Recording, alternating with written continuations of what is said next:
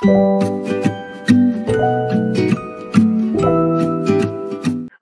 Angel. Hello. Hello, everyone, and welcome to Convos from the Couch by LifeStance Health.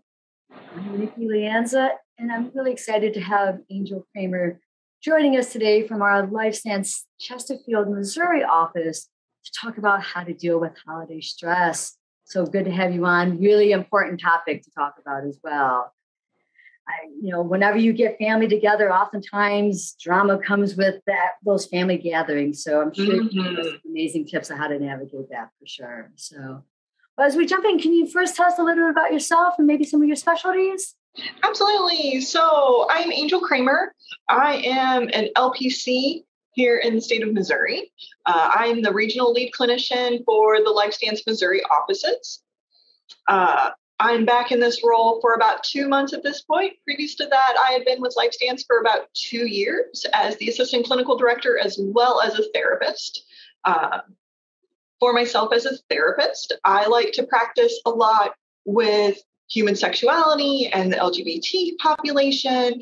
I work a lot with substance abuse and addictions. And I also utilize a lot of spiritual elements in my practice. Specifically non-traditional spiritual elements.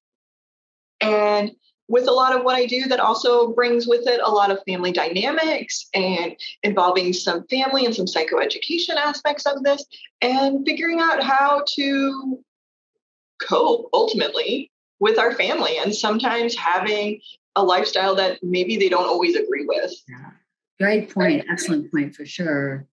So jumping in right to that then, with family gatherings coming up with the holidays and everything, why do you think the holidays are just so stressful then? Ooh, I think there are a myriad of reasons for why the holidays are stressful.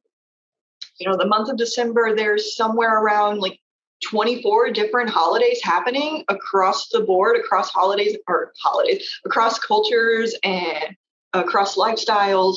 Right. And all of them kind of come with their own level of stress, whether that's the societal pressure to be merry and bright. Yeah. When we might not feel so merry and bright. Exactly. Or just in general, we might not be merry and bright kind of people. Yeah. Good point too. Yeah. But there's that pressure to live up to it. Mm-hmm. And financial struggles. A lot of these holidays have some element of gift giving, and we might not feel financially able to live up to that expectation of gifts. Yeah, good point. The need to travel, visiting family, even if it's a 30 or 40-minute drive, that can still put a lot of pressure on people. Yeah. We miss our loved ones, whether we can't see them or they passed on. Good point too. Right. The whole shopping experience in and of itself is sensory overload and stressful. Mm-hmm. And beyond that, there's the sensory overload just of the season with the lights and the sounds and the smells. It's a lot. It is a lot. And there's a lot of emotional labor involved in that. That's an excellent point of bringing up that emotional labor with it. And it's true. I think it's helpful when people are going into the holidays because of their emotional labor. You bring up another great point about the sensories and the sounds and all that too, of even looking at prepping themselves as they're going into the holidays to prepare themselves for all that too. I mean, you bring up so many good points with all that, even the financial stress and everything. So, so what do you recommend? How do you think people can navigate all that? Ooh, good question. And I also think that's something that looks a little different for everyone. We all navigate stressful situations in a very different way. And depending on what our triggers are, it's going to depend on how we cope with it. Mm-hmm. Of course, there are some general things that we can do that help us navigate, whether it's sensory overload or seeing family that we might not be prepared to see fully. Yeah. Or putting ourselves out there in a society that almost demands us to behave a certain way at this time of year. Great word to use, behave. Good word. Yeah. And, we can navigate that by almost checking in with ourselves before it even starts. So like right now in this moment, we can check in with ourselves. What stresses us out this time of year? And how do we deal with that? That might be doing some mindfulness activities. That's a huge buzzword right now. And I know it makes a lot of people roll their eyes like, oh, mindfulness. Okay, here we go. But it truly can be so very helpful. Yeah, I agree. Because in essence, all mindfulness is giving ourselves a moment to be present without judgment. Oh, loved how you put that. Mm-hmm. Totally loved how you put that. And just checking in with ourselves, like, okay, am I feeling anxious? How am I feeling? And then it sounds like after you check in, bring yourself to that moment, do a mindfulness exercise. And I agree, it's definitely a buzzword and people do often roll their eyes with it, but it actually does work when people give it a chance, for sure. Exactly. Do you have any specific mindfulness exercises that you recommend for your clients or even for going into the holiday season now? Yeah, absolutely. We tend to think of mindfulness as this huge practice that takes a lot of time. It takes effort. We have to be able to practice these, various skills and techniques, when sometimes it can be as simple as, I'm feeling a little disconnected. Let's wiggle my toes. So it doesn't have to be like you're a Buddhist monk and have to meditate for hours and hours. And I think that's the misnomer with meditation. Exactly. We aren't monks meditating for hours, keeping our brain clear. It is simply bringing us back into our body and in this present moment. So tell me about the wiggling of the toes. Tell me more about that. Yeah. So I like to use simple things with my clients, and I don't usually label it as mindfulness. Wiggling our toes gets us connected to our bodies. Because when we start to disconnect, usually our lower extremities are the first ones that we start to disconnect from. And wiggling our toes forces our nervous system to reactivate all the way down. Nice. You are right about that. Wow. Yeah. And it's what very a simple thing too. What a simple thing to do. Yeah. I think people would totally overlook that. Nobody around us is going to know unless our shoes are off that we're doing something different. Yeah.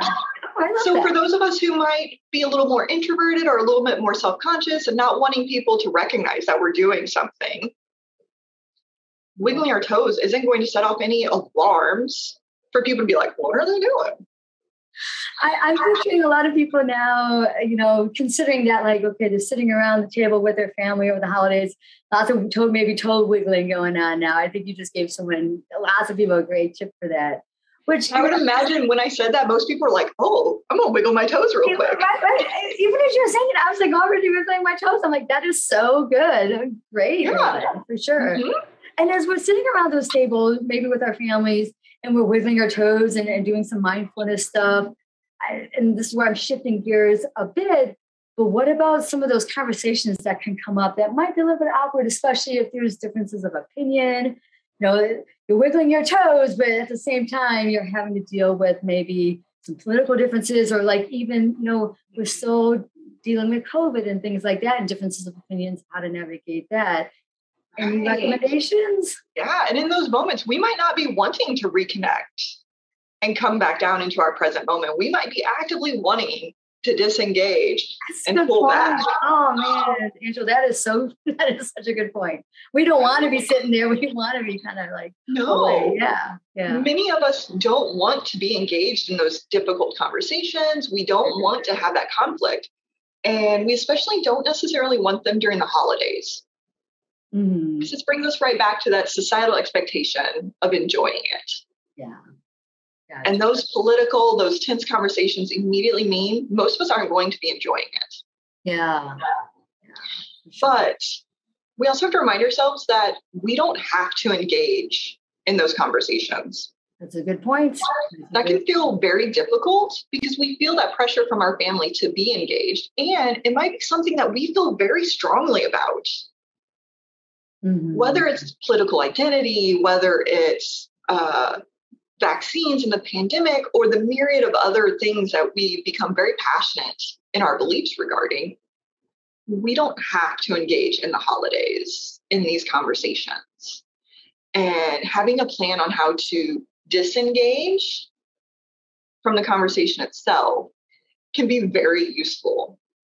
I think you bring up a point. I'm sitting here thinking of people allowing themselves or giving them permission not to engage in those conversations. I think it has to be that frame of thought of like, I don't have to engage in this.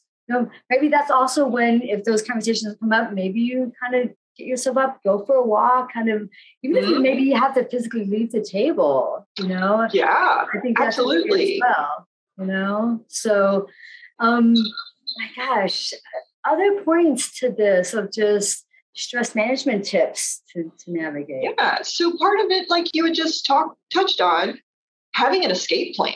Yeah. Mm-hmm. We know we don't have to engage. We know this is going to be stressful on some level. And having that plan of how to cope with it and navigate it might mean having a reason to get up and leave the table. Yeah. Go to the kitchen, see if someone needs help. Say you have to go to the restroom. Go in the restroom, splash some water on your face, give yourself a moment to breathe and recenter. Mm-hmm. Or going for a walk, or going into a room where there's going to be smells that are calming for you. Good. That's great. Getting something to drink, getting something to eat. Because part of stress means we aren't necessarily paying attention to those cues and those needs that our body is screaming at us. Yeah, very true.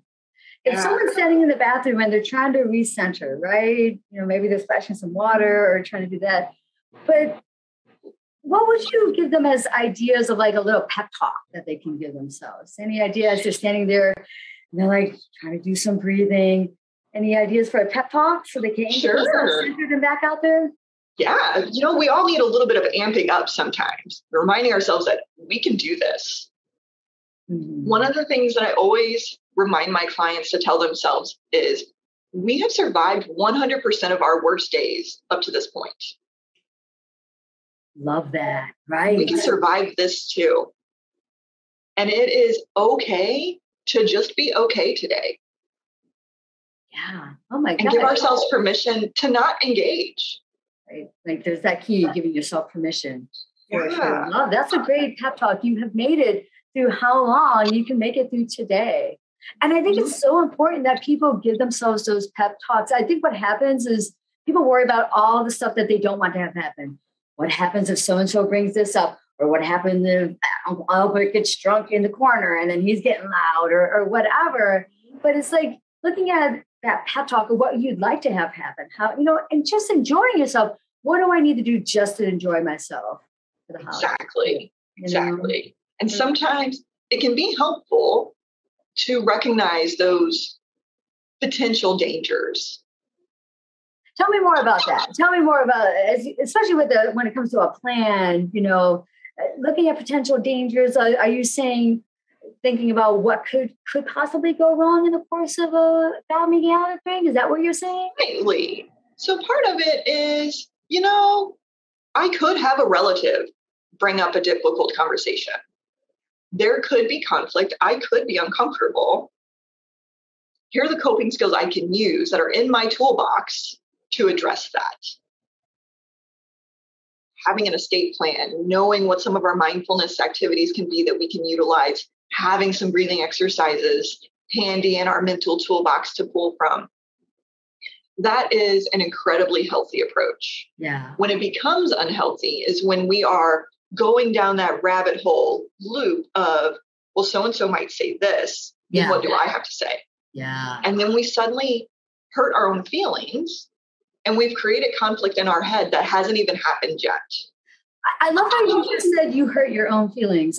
When I see people, I think people think that they are prepping themselves by thinking, well, what if someone says this and I can say that? I think people think they're prepping themselves, but I agree. They're going down a rabbit hole where they're spiraling themselves down and they're not getting themselves in a good place. So I really like how you're approaching this with people. I think you're helping them see this in a different way of how to navigate this. Some key there for sure. I know sometimes for even my own family gatherings, I should not admit that. I even have to maybe get myself kind of pep talked and everything like that. So these are truly tips for everyone. For sure. Are there other specific looking at takeaways that you really want to emphasize with people? as they're navigating the holidays? Yeah. So we've discussed a lot about knowing that we don't have to engage. Mm-hmm. Sometimes we might decide that we want to engage. And if we do, making sure that we aren't inadvertently adding to the conflict, making sure that we're able to remain calm during this, that we are trying to have healthy communication skills in it, using I statements, not you statements, trying to avoid blame, ultimately trying not to add fuel to the fire. Yeah. And recognizing that if we do engage, it is very difficult to change someone's mind in one conversation, especially if that conversation becomes an argument. Yeah. Because now all of a sudden we're pulling and we're going to stand fast with our end of that tug rope. Yeah. Yeah. And if we decide to engage, recognizing when it's time to disengage. And it is okay to stop that conversation at any point in time. And that might mean using that escape plan. It might mean putting out there that, I appreciate your point of view. I hear how passionate you are. Let's get back to focusing on our holiday. Mm-hmm. We're here for family. We're here for dinner. We're here for all of these things that make the season merry and bright, rather than to argue. Yeah. Oh my gosh, this is gold right here. This is really, really good stuff for sure. You're so validating, Nikki. Well, I'm literally sitting here like, this is all some good stuff. And I think as people are watching this or listening to this, you're really cueing in with a lot of what people struggle with during this time. And this is a difficult time, not just because families come together, but if you already struggle with mental health symptoms of anxiety, depression, you name it, or just maybe this is a time that's associated with loss of a loved one. I mean, there's a lot that we associated with this time that it's just very difficult. So, you're giving these tools that I think really helping people think in a different way of how they can tackle this time and navigate this time. And ultimately, how to make it a good, joyous time for themselves, bringing it back to themselves. And I think those mindfulness techniques are just gold. Can you throw like one or two more for us for that? Absolutely. I am a fan of keeping it simple. The more simple it is, the easier it is for us to pull it out of our brain to use it in those difficult moments. Wiggling our toes, giving ourselves a moment to look around the room and reconnect with what is around us. Mm-hmm. I think that's a good one to get us out of our own brain when we do kind of connect to the room, looking around the room and stuff like that. Go ahead. I'm sorry, but I think people get looped in their brain like that. So stepping outside like that. Exactly. We are both stepping outside of ourselves and bringing ourselves back to the moment. Mm-hmm. And ultimately, that's what we need to be doing in most of those situations. Yeah, I agree. Also, when we're starting to get escalated, our breathing changes. Our breathing becomes much more shallow. It becomes shorter. And we accidentally trigger our own kind of panic, our own increase in stress because our breathing has changed. So having some easy breathing techniques. I don't realize that, Angel. I think that's a key point there. People do not realize they might trigger inadvertently their own panic. Yeah. Tell us more about that because I don't think people realize that. Go ahead. Right. So our breathing has changed. And just like our breathing, when it shortens and becomes more shallow, we increase our stress. Mm-hmm. Slowing it down and taking some deep breaths to get that oxygen flowing, to get that blood flowing to all of our extremities helps us cope and figure out how we need to cope a little bit better. One of the breathing exercises that I go over with my client, I call the hot cocoa. Well, I love that. It's still very relevant to the situation. And this is really helpful for children. Okay. But it's also easy for adults to remember also. With this, you have your cup of cocoa. And how you breathe to cool off your cocoa before you drink it slows your breathing down. Yeah. That's good. That's really, really good. Love that. And that brings us back to center. It helps clear our brain a little bit. And I would venture to guess that the majority of us innately know that breathing. Mm-hmm. And little kids can picture holding their little cup of cocoa and works. You know what I'm going to do later? Because I'd love to have cocoa, especially in Cleveland, Ohio, which is where I'm worked out of. And it's very, I don't know if you can tell behind me, a little bit overcast and very cold, but I love me my hot cup of cocoa. But I guarantee you now that's going to be coming to my mind. And also recommending that trick to my own clients as well, especially that would probably work wonders with younger kids too. So, or even adolescents who can't relate to that, blowing on a hot cup of cocoa. And we don't have to picture the cup in front of us or put our hands up. It makes it more fun though. Like I found myself doing it when you put it on, like, yeah. It triggers that comfort. It changes our breathing. I got you. Oh my gosh, these have been amazing tips. And you are such a wealth of knowledge too. And you're very warm and fuzzy too. So I appreciated everything you shared today. And I would love to have you back on any other topic to share your wealth of knowledge with us as well. So I wish you happy holidays. And I know things are going to be merry and bright for many of those who are going to follow some of your steps. Absolutely.